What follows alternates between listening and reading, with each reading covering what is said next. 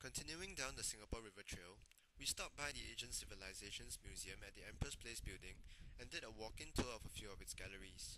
The museum is the first in the region to present a broad yet integrated perspective of Pan-Asian cultures and civilizations.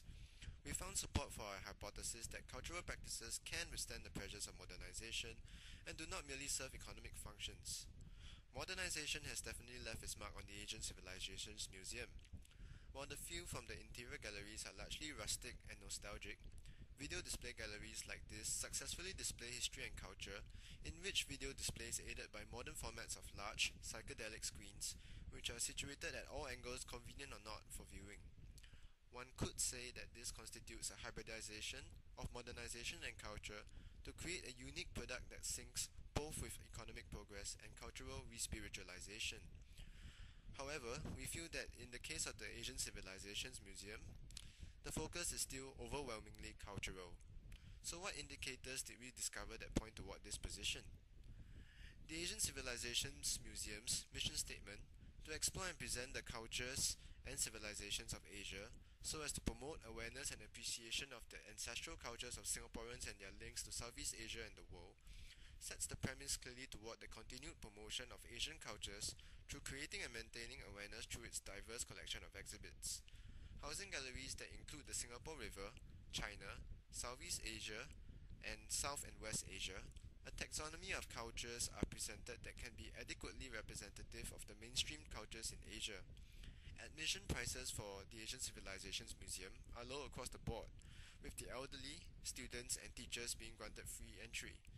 This reflects an emphasis toward education of personnel involved in academia, in the fields of history, heritage, and cultures of our immediate environments, which is placed ahead of economic considerations of generating tourist revenue, because even foreigners aged 60 and above are entitled to free admission. In sum, the Asian Civilizations Museum centers largely on educational and informational purposes of promoting Asian cultures with an emphasis on Singaporean and Chinese history, carrying little economic motivations in the process of its promotions and exhibitions. Crossing the Boat Quay underpass, we ended up at that building with the colourful windows that is synonymous with this area, the Mika building.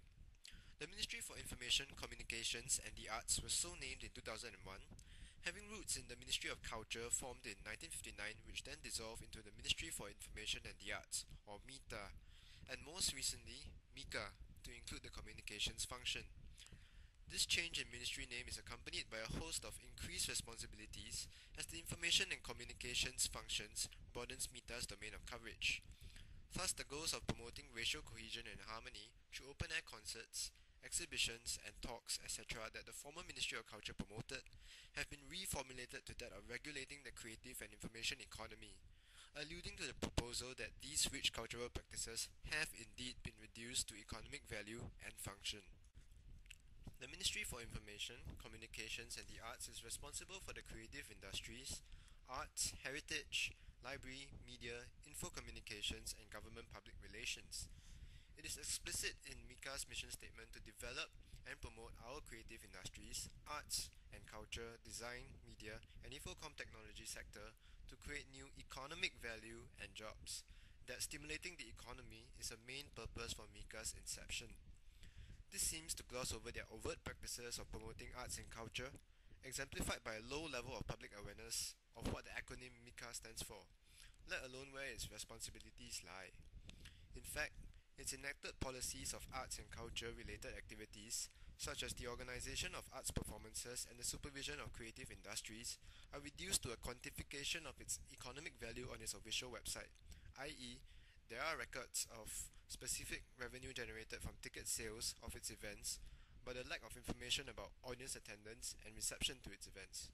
Hence, there's a sense of culture taking a back seat for the purposes of economic development, which Mika seems to view as the more salient goal. However, that isn't to say that Mika does not promote the establishment of pro-cultural influences. Mika set up the National Heritage Board, or NHB, in 1993, which had an eye to explore and present the heritage and nationhood of the people of Singapore. This mission was met with steady success in that there was a stable increase in visitorship to our museums, participation in NHB's various community outreach programs and the mushrooming of more private museums in Singapore, In this sense, Mika had indirectly influenced the cultural scene in the more vibrant direction through conceiving, enacting, and funding pro-cultural policies.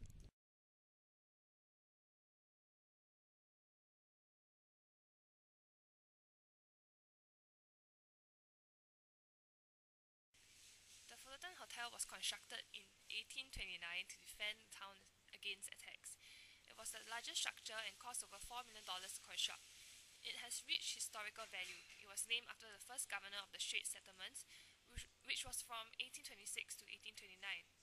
The 400 feet frontage along the waterfront, 120 feet walls and monumental columns, and the lighthouse on its rooftop was a symbol of British power in Singapore. The Fullerton building also housed the General Post Office, the Exchange, and the Singapore Town Club. It was later converted into a hospital, and Sir Shenton Thomas took refuge here before the British surrender in 1942. The revamp of the hotel may be seen as a means of preservation of the site, but we question the extent to which culture is being preserved. The hotel is now a luxury hotel instead of what it was, a historical site that demonstrated the culture of the place. Not too long ago, it was a place where they struggled against the Japanese, a place where wounded British soldiers were being treated, and for a period of time, the people relied on Fullerton as a general post office to mail to their relatives. It was especially important when mail was the only form of communication that was more readily available to locals at that time.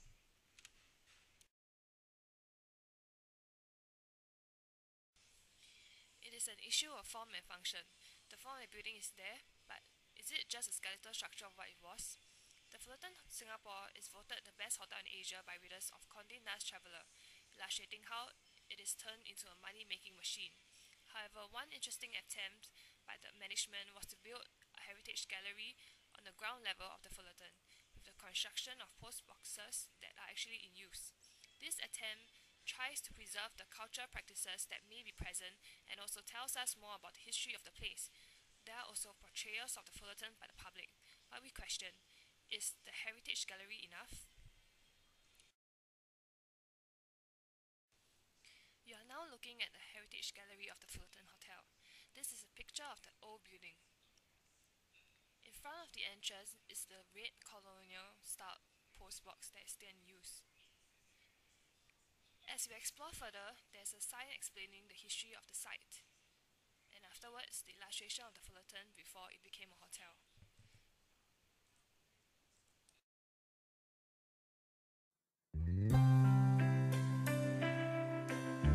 This is how the hotel organizes. The building has more than ever in Singapore.